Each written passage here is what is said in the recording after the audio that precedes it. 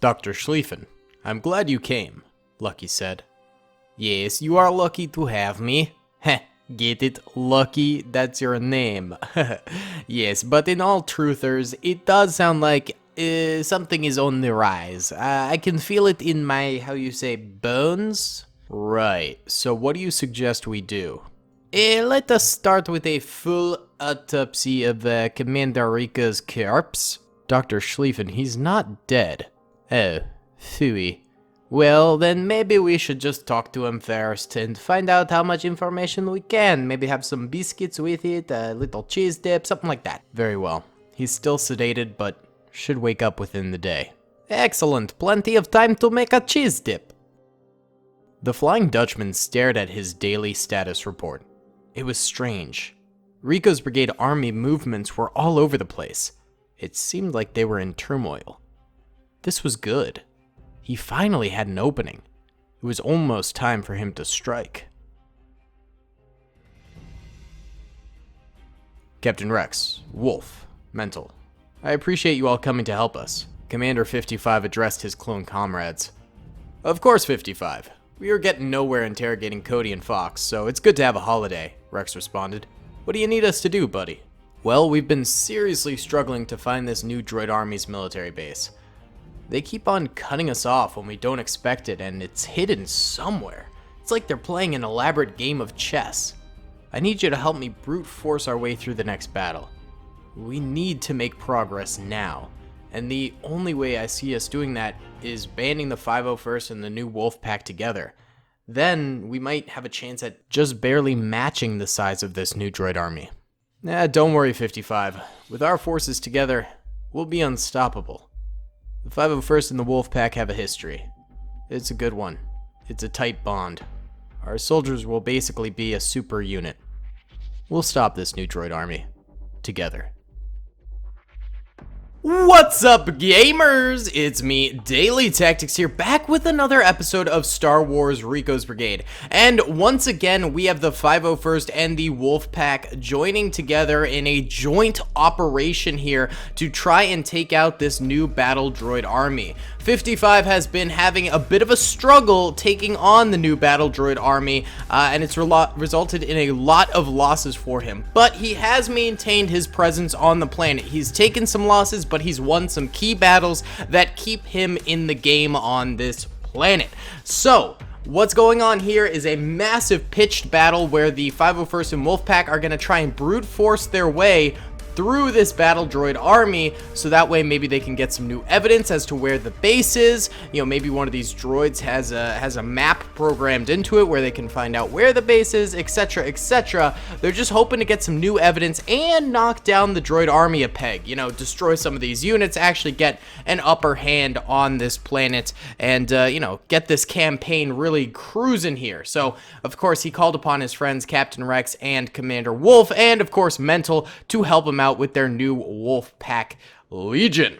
So guys, yeah, this will be a fun battle. If you guys enjoy this content, please be sure to hit the like button, subscribe if you have not already, it helps me out a ton, and comment down below what you think will happen in the next episode of Rico's Brigade. What do you think is going on with Rico right now? That's you know, one of those pressing questions that we sort of got going for us, so ooh. All right, without further ado, guys, let's get it going. Alright boys, the whole gang is here. Let's go ahead and press start, and the clone trooper army should begin marching forward. The commanders can hang back, but they will get into the battle. I just don't have them programmed to walk forward at the beginning of it. They'll come forward later on so they don't die from like initial bombardments or anything like that.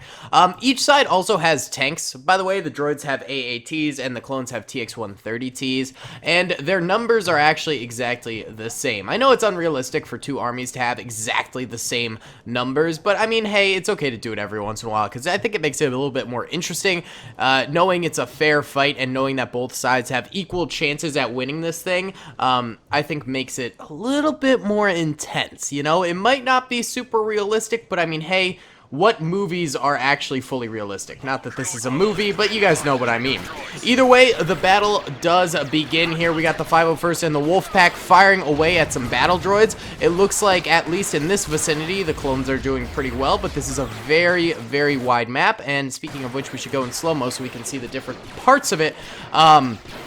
But this being such a wide map, there will be areas where the clones get defeated, and there will be areas where the droids get defeated, and we're going to need, you know, the clones to sort of win the most areas possible. It's basically that old saying, you know, you might have won the battle, but you have not won the war. Well, in this case, it's like you might have won the skirmish, but you have not won the battle, and therefore you have not won the war. It's like a tier down. You know, each skirmish battle in this thing actually really, really matters. As we can see, in certain parts, the clones are doing horribly, like right here. But then, like, over here, the clones have really nice positioning. They've taken very few losses, and they're getting a lot of shots off. So, you know, it is a little bit of a tit for tat. Over here, the droids are getting crushed. But, I mean, there are other places where the droids are doing quite well. Like, over here, they've got very few losses and things like that. Also, both sides do have similar terms of weaponry. You know, the droids have E5s, E5 legendaries, which are basically E5s, but with way better accuracy. I don't know if it increases the power of the weapon, but I know the accuracy gets boosted with the E5 legendary. Droids also have bow rifles as their snipers. Clones have Westars. You know, there's a good mix of weapons for both sides. And in doing so, you know, both sides have basically equal advantage in those regards there. Alright, well, lots of explosions going off as the first line sort of hit, and the second line should be coming in now. If you didn't notice at the beginning of the battle, we sort of staggered the units. So there's the front line, and then there's the back line, and then in the middle was tanks. And now the back line is coming forward, and the tanks are coming with it for both sides. So the front line sort of wiped each other out here. There's very few of them remaining. There's like a large pocket of clones over there and a large pocket of droids over here, and then the rest is just sort of scattered. So the front lines are essentially done for, and now the back lines are going to come in to try and help out and save the day a little bit here. The tanks are already starting to get a ton of shots off, trying to get some early shots on each other. The more you fire, the more likely you're gonna hit. That guy just ran over his own soldier. Why? Sir! That's awful. Why'd you do that? Not cool, dude. Oh, the droid tanks are like all stacked up over here. Let's bump it up a speed, by the way. Look at these guys. Why are they so stacked together? This is very bizarre. This could be very dangerous for the droids or very powerful. Either they're building up this massive arsenal in one place where they can just get a ton of fire out with each other, or, you know, they're making a basically powder keg where one of these things exploding will do damage to all of them. It might not necessarily kill them, but that splash damage will damage each and every one of these vehicles, resulting in them becoming weaker and weaker. So it could be detrimental to their fight, or it could be good for them. I don't know what's going on with that, but, you know, it could swing either way. It could be bad, could be good. Who knows, dude? They are taking a lot of heat right here because the clone tanks really only have to concentrate in one area in order to actually hit them. I would not be employing this strategy if I were the droids, but it is completely up to the droids' prerogative if they want to. Either way, the infantry does seem to be fighting it out a little bit here. We're getting a little bit laggier as more and more units begin to fire at each other. There's just a lot more lasers on screen. There's a lot more explosions, a lot more effects, a lot more units in play that the AI has to manage, and therefore you do get a little bit laggier with those things on the rise as well. It seems like this little droid force over here is getting pretty much clapped by the clones. We're gonna go in slow-mo just to get better FPS. Yeah, the clones over here are doing a really nice job. They have sort of that firing line that we saw in the last episode going on here too. Remember that when Rico was under siege by his own force who were trying to help him? Actually, it was the 501st in that regard as well. They basically made a firing line on a trench system and just blasted their way through the battle, brute force style, just, you know, doing the ultimate suppression that they possibly can, and that seems to be what the 501st are doing right there. Perhaps they're showing the Wolf Pack like, hey, this worked last battle, let's do it again, boys. Let's do it again. Droid tanks are splitting up a little bit more. It seems like they're mainly pushing down middle together, but they got a little bit more space between them, which is good. One droid tank is down for the count right here. There's also some down TX-130Ts up there, so I think the vehicle game right now is pretty even. However, these droid tanks are going very deep into clone lines. That's not a good thing to do. You know, going this far into clone lines is going to result in bazookas managing to get some fire on you, and also light arms fire is going to be more accurate and more powerful at that distance. So that AAT did end up dropping pretty easily right there because of that. Another nice little clone firing line over here, trying to take on one of those AATs that the droids have got. The droid infantry is way back here. Here they are. There's like 30 or 40 troopers right here, and none of them are really participating in the battle. They're all laying in this tall grass here. That's bizarre. Okay. And then we've got another large chunk of force over here. Some are in the back, some are in the front. The droids don't really seem to be doing the best in terms of infantry. Like, lots of them are just sort of clustering behind buildings, taking cover, but not really getting a lot of fire out. And that sort of leaves the ones who are actually trying to get plenty of fire out in the open without as big of a force to back them up. And therefore, the droids out in the open are more likely to get shot and killed without getting any kills themselves. Whereas with the clones seem to be working really, really well together, actually lining up on these walls. And the droids have access to the exact same walls over on their side. They're basically becoming these firing squads and suppressing the droids and things like that. Like, the clones are doing an alpha Chad move, doing some really nice strats here, and the droids seem to just be falling behind on the strategy game. The droids are just really not doing well with that. Sorry, my dog's barking in the background. I don't know if you could hear that. There's like little instances of the droids doing a bit of a firing line over here.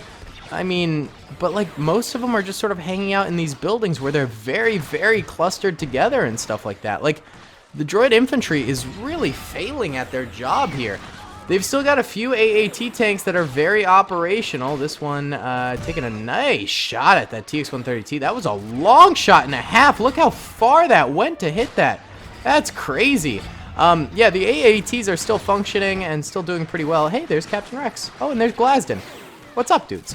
But I do have to say that they're not really impressing me all that much. I mean, they did cluster up really early on there, and I think that was pretty detrimental to them. And now, I mean, these two are still clustered up, and they're not really working with their infantry. They're just sort of out there firing, and the infantry sort of left to their own devices. Meanwhile, the TX-130Ts, they're acting almost as artillery for the clone infantry, and sort of protecting them from the back lines by you know, being aggressive with their shots, but not being aggressive in the form of like just getting themselves killed. So I'd actually argue that the clone tanks are doing a way better strategy than the droid tanks. And now that the clones' firing lines have sort of succeeded in taking out the majority of the infantry, the clone trooper infantry can now sort of push forward out of that cover and begin their final assault on the droid army. If we look at the minimap, on the top left, blue are droid units that are left alive, and red are clone units. The droids have maybe half of the force that the clones do now, from what it seems, and definitely less tanks as well. My dog's barking a lot. So things are not looking too hot for the droids right now. Alright, 1 second. I'll be right back. Alright, sorry about that, guys. Okay, here we go.